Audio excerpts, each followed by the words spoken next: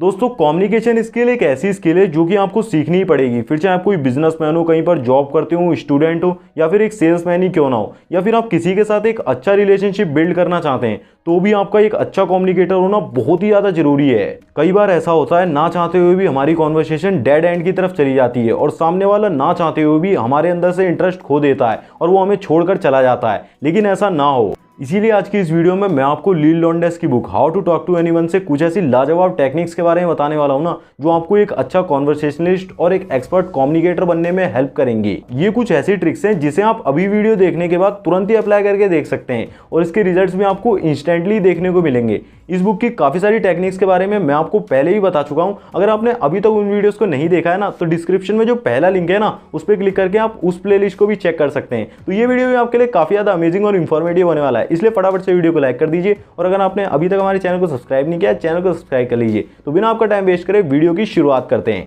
तो हमारी trick number 1 है नेवर द नेक्स्ट सिटी। जब भी कोई आपसे नॉर्मल सा क्वेश्चन पूछता है ना, जैसे कि वेयर आर यू फ्रॉम, आप कहाँ से हैं, तो आपको सिर्फ वन वर्ड आंसर देकर उसकी इमेजिनेशन पावर को चैलेंज तो बिल्कुल भी नहीं करना है। पहले आप अपने होम टाउन के बारे में कुछ इंगेजिंग फैक्ट्स को जाने, जिसपे कि आपका कॉन्वर्सेशनल पार्टनर कमेंट कर सके। फिर जब वो आपके प्रलोभन के जवाब में कोई चालाकी भरी बात कहते हैं, तो उसे ऐसा लगेगा कि आप एक ग्रेट कॉन्वर्सेशनलिस्ट हैं। फॉर एग्जाम्पल, साक्षी और पुष्कर एक बार पार्टी में मिले, तो साक्षी ने अपना पहला क्वेश्चन उससे पूछा कि वेयर आर यू फ्रॉम, तुम कहाँ से हो। तो पुष्कर ने सिर्फ वन वर्ड आंसर देने की बजाय कुछ एक्स्ट्रा इन्फॉर्मेशन भी ऐड की, जैसे कि आई एम फ्रॉम दिल्ली। वो तुमने बुक्स की मार्केट देखी है जहाँ पर काफ़ी सारी बुक्स मिलती हैं, दिल्ली आर्ट, मैं उसी के पीछे रहता हूँ। तो साक्षी ने बोला कि अरे वो तो काफ़ी ज़्यादा अमेजिंग जगह है। फिर उसे कॉन्वर्सेशन को आगे जारी रखने के लिए एक टॉपिक मिल गया और दोनों ने 1 घंटे तक जमकर बात की। लेकिन जो अगली टेक्निक है वो आपको बताएगी कि एक्चुअल में बात करनी क्या है, और ये आपके वर्क और जॉब के बारे में है।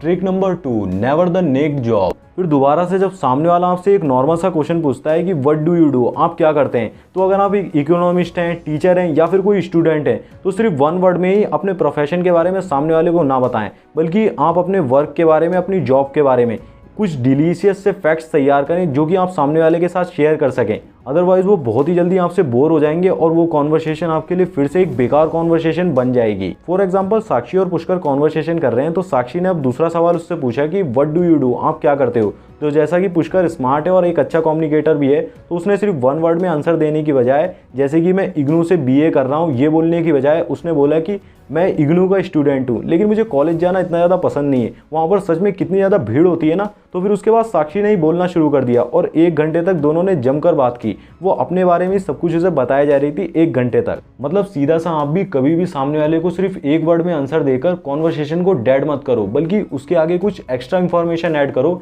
जिसपे कि आगे बातचीत शुरू हो सके। लेकिन नेक्स्ट टेक्निक जो है ना, वो आपके इंट्रोडक्शन को लाजवाब बना देगी, फिर वो आपको एक अमेजिंग पर्सन समझेंगे। Trick number 3, never the next introduction. लोगों को खुद से इंट्रोड्यूस करवाते समय अनवेट हुक की तरह कुछ फेंक कर वहां पर मुस्कुराते हुए खड़े ना रहें, जिससे कि न्यूली मेट्स को ही कुछ टॉपिक ढूंढने के लिए आपने छोड़ दिया हो, बल्कि आप उन्हें बातों में बनाए रखने के लिए कॉन्वर्सेशन का हुक पकड़ें। फिर आप अगली नेटवर्क अपॉर्चुनिटीज़ में बने रहने के लिए और आगे बढ़ने के लिए स्वतंत्र होते हैं। लेकिन अगर आप इंट्रोडक्शन कराते वक्त जॉब के बारे में बात नहीं करना चाहते हैं, तो आप अपने टैलेंट और हॉबीज़ के बारे में भी बात कर सकते हैं। फॉर एग्जाम्पल, पुष्कर ने साक्षी से खुद को इंट्रोड्यूस करवाते वक्त सिर्फ अपने नाम को बताकर मुस्कुराना शुरू नहीं कर दिया, बल्कि उसे अपनी हॉबीज़ के और टैलेंट के बारे में बताया, जिससे कि साक्षी को बात को आगे बढ़ाने के लिए एक मज़ेदार टॉपिक मिल गया और दोनों ने 1 घंटे तक जमकर बात की।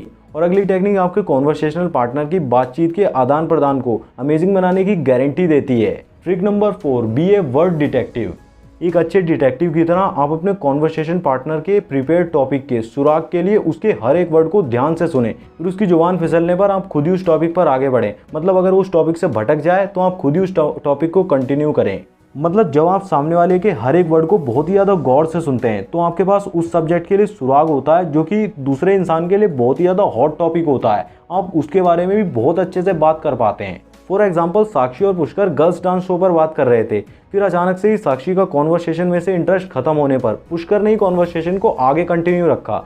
मतलब उसने बोला कि 29 तारीख का है गर्ल्स डांस शो, मैं भी वहीं आसपास ही जाने वाला हूँ, हो सकता है कि मैं गर्ल्स डांस शो देखने भी जाऊँ, तो तुम क्या मेरे साथ जाना पसंद करोगी। फिर वो दोनों 29 तारीख को गर्ल्स डांस शो देखने भी गए और उन्होंने बहुत सारे मजे किए। लेकिन ये सब आखिर हुआ कैसे, इसके लिए पुष्कर ने नेक्स्ट टेक्निक का यूज़ किया, जो कि बहुत ही ज़्यादा इंपॉर्टेंट है, जिसमें हमें ये बताया गया है कि जब आप एक बार बातचीत करना शुरू कर देते हैं तो उसे हॉट बनाए रखने के लिए क्या करना चाहिए, जिससे कि सामने वाला पार्टनर बोर भी ना हो और वो उसमें इंटरेस्ट भी ना खोए।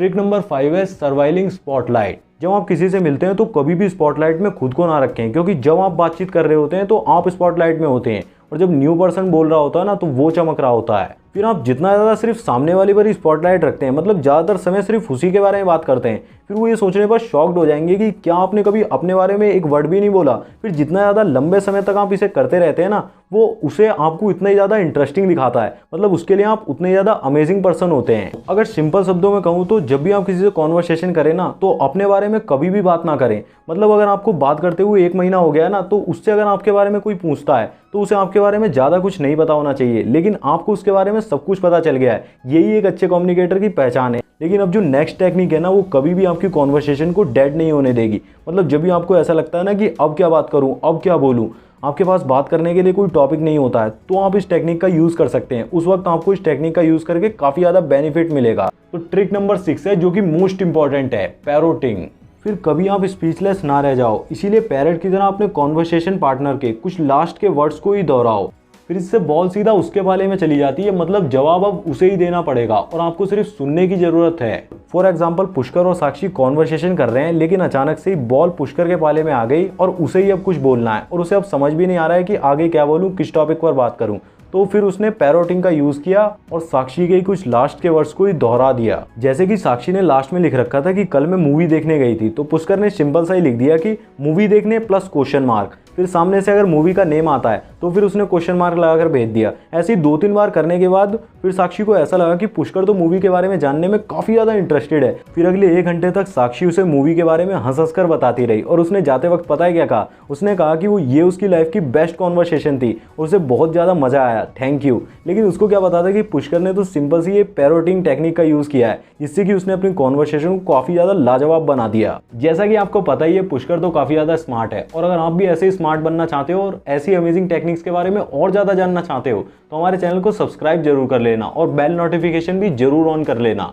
और हाँ, अगर आप ऐसी और टेक्निक्स के बारे में जानना चाहते हो ना, आप चाहते हो कि मैं इस बुक से आपको और टेक्निक्स के बारे में बताऊं, तो कमेंट में यस आई एम इंटरेस्टेड जरूर लिख देना और इस वीडियो को लाइक भी कर देना, ताकि मुझे मोटिवेशन तो मिल सके कि आपको वीडियोस पसंद आ रही हैं। तो आज की वीडियो के लिए बस इतना ही। मुझे उम्मीद है कि आपको इस वीडियो से बहुत ही कुछ सीखने को मिला होगा। इसे अपने फ्रेंड्स के साथ जरूर शेयर करें। जय श्री राम, जय हिंद, जय भारत।